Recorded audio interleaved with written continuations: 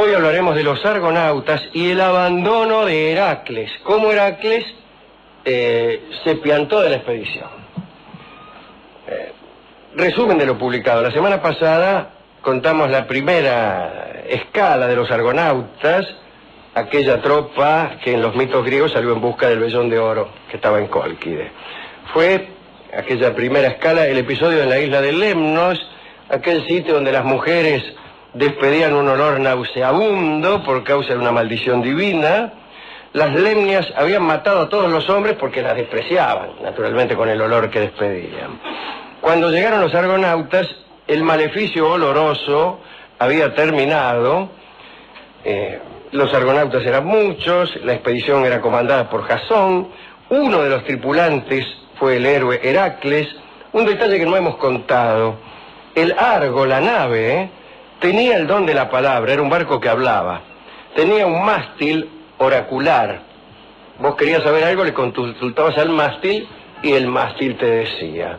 Un gran ejército caerá.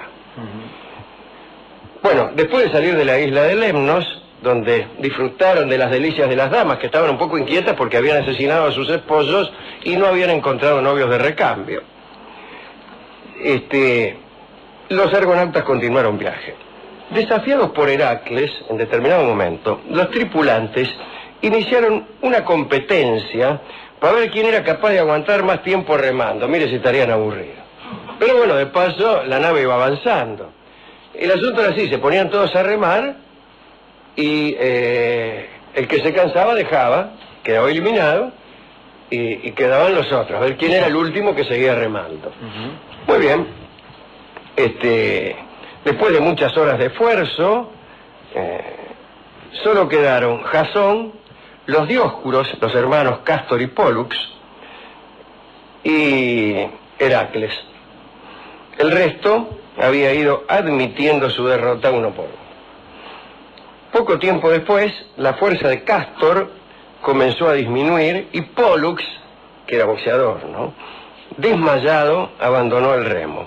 Jasón y Heracles siguieron cinchando hasta que llegaron a la desembocadura del río Quíos, en Misia. Jasón cayó abatido y unos momentos después se rompió el remo de Heracles, que había triunfado e incluso hubiera seguido remando si no se le hubiera roto el remo.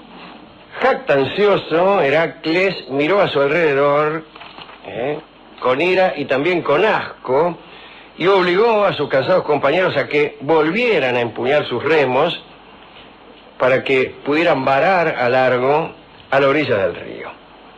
Ahora bien, el triunfo de Heracles no le gustó a ninguno de los argonautas. Quedó como un malestar. Mira de qué se las da, etc. Nació como una envidia. Mientras preparaban la cena a la orilla del río, Heracles se adentró tierra adentro, caminó tierra adentro y fue en busca de un árbol que pudiera servirle para hacerse un remo nuevo. Recordemos que se le había roto el que tenía. Entonces arrancó de raíz un abeto enorme, pero cuando ya lo iba arrastrando de vuelta para pulirlo, se dio cuenta de que su escudero y amigo Hilas todavía no había regresado. Había salido un tiempo antes en busca de agua a un estanque cercano, el estanque de Pegas. Hilas, ¿estamos solos? Sí, señor. Era un joven de confianza de Heracles, quizá su mejor compañía entre los argonautas. Era el novio. Los griegos eran personas muy liberales en este aspecto, e Hilas era el novio de Heracles.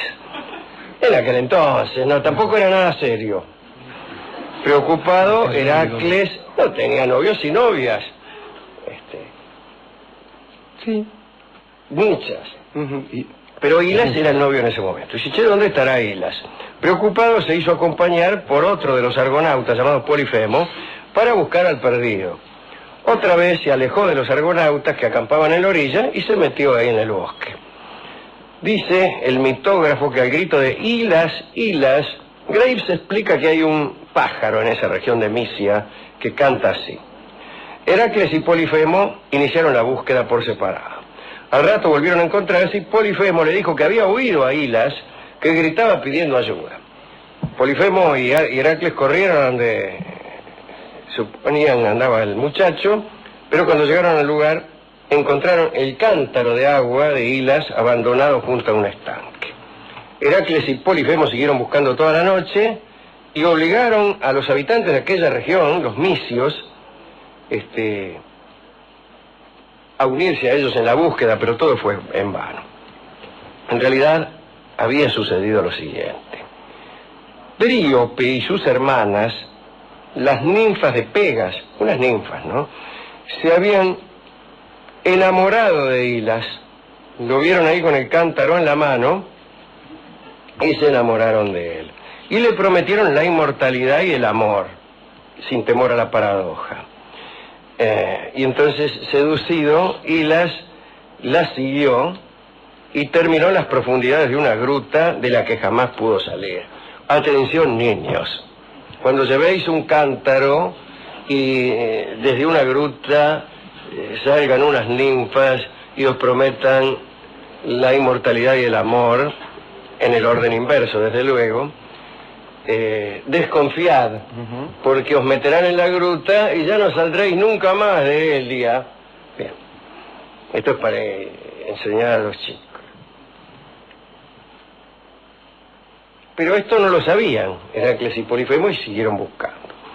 Al amanecer empezó a soplar una brisa favorable, favorable a la nave Argos. Y los de la nave, como vieron que no aparecían ni Heracles ni Polifemo, dijeron, che, vámonos.